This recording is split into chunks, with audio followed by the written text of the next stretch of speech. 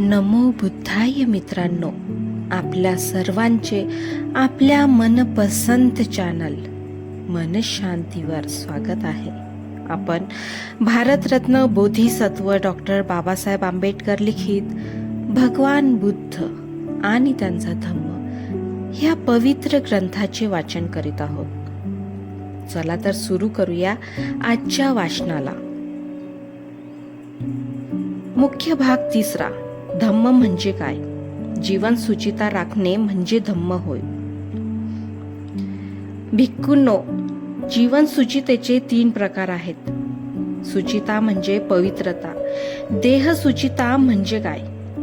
जो माणूस हिंसा, चोरी आणि मिथ्याचार यांच्यापासून विरत होतो त्याला त्याची देह सुचिता म्हणतात.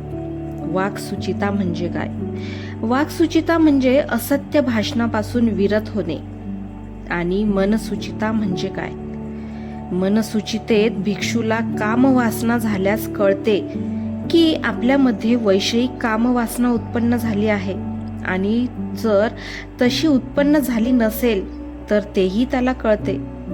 त्याचप्रमाणे आता उत्पन्न न झालेली कामवासना कशी उत्पन्न होते आणि तशी उत्पन्न झाल्यावर तिचा त्याग कसा करता येतो आणि कोणत्या प्रकारे ती अशी पुढे कधीही उत्पन्न होणार नाही हे सर्व त्याला कळते. त्याच्या ठिकाणी द्वेष उत्पन्न झाल्यास त्याला कळते. त्याचप्रमाणे द्वेषाचा उद्भव, त्याचा त्याग आणि भविष्यात द्वेष कसा उत्पन्न होणार नाही हे सर्व त्याला कळते. त्याच्या ठिकाणी आळस, तंद्रा, उद्धटपणा, शंका, गोंधळ उत्पन्न झाल्यास त्याला त्याची जाणीव होते. त्याचप्रमाणे ह्या सर्व मानसिक दुःस्थितींचा उगम कसा होतो, त्याचा त्याग कसा करता येतो आणि तद्विरहित चित्तस्थिती कशी साधायची असते याचे ज्ञान असणे म्हणजेच मानसिक सुचिता.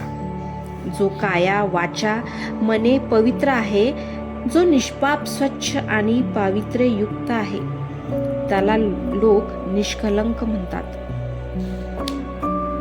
भिक्खूंनो, सुचितेचे 3 प्रकार आहेत. कायेची, वाचेची आणि मनाची सुचिता. कायेची सुचिता म्हणजे काय? काया सुचितेत मनुष्य हिंसा, चोरी, काम, मिथ्याचार यांच्यापासून परावृत्त होतो. याला काया सुचिता म्हणतात. वाक् सुचिता म्हणजे काय? वाक् सुचितेत मनुष्य असत्य आणि व्यर्थ बडबड यांच्यापासून दूर राहतो. त्याला वाक् सुचिता म्हणतात. मनसुचिता म्हणजे काय? मनसुचितेत मनुष्य लोभ आणि ईर्ष्या यांच्यापासून परावृत्त होऊन सम्यक दृष्टी धारण करतो. याला मनसुचिता म्हणतात. सुचितेचे हे 3 प्रकार आहेत. भिक्खूंनो, 5 प्रकारच्या दुर्बलता आहेत. त्या साधनेला बाधक ठरतात. त्या कोणत्या? जीवहिंसा, चोरी, मिथ्याचार, असत्य भाषण, आळस वाढविणाऱ्या मद्याचे सेवन. ह्या 5 दुर्बलता साधनेतील अपयशाची 5 कारणे आहेत. साधनेतील ह्या 5 बाधा दूर झाल्यावर 4 प्रकारच्या सावधानतेचा मनात उद्भव होईल असे वागले पाहिजे. एक भिक्षू कायेच्या विषयी कायानुपස්සना करीत राहतो, म्हणजे जीवन व्यतीत करतो.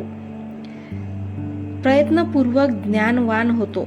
जागरूकतेने इहलोकात विद्यमान लोभ आणि द्वेष यांची जाणीव ठेवून त्याच्यावर नियंत्रण ठेवून कायानुपස්සना करीत तो जीवन व्यतीत करतो. वेदनांना त्या केवळ वेदना आहेत असे मानून जीवन व्यतीत करतो. चित्त हे चित्त आहे असे मानून चित्तानुपස්සना करतो, म्हणजेच जीवन व्यतीत करतो. चित्तात उत्पन्न होणारे विचार ते केवळ चित्त धर्म आहेत असे मानून प्रयत्नपूर्वक जागरूकतेने आणि स्वाधीन चित्ताने सर्व सामान्य लोभ आणि असंतोष यांच्यावर नियंत्रण ठेवतो.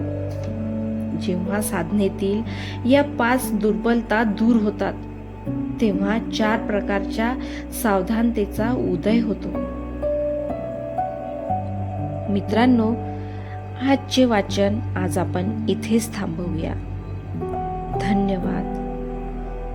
तेरा मंगल, तेरा मंगल, तेरा मंगल होय रे.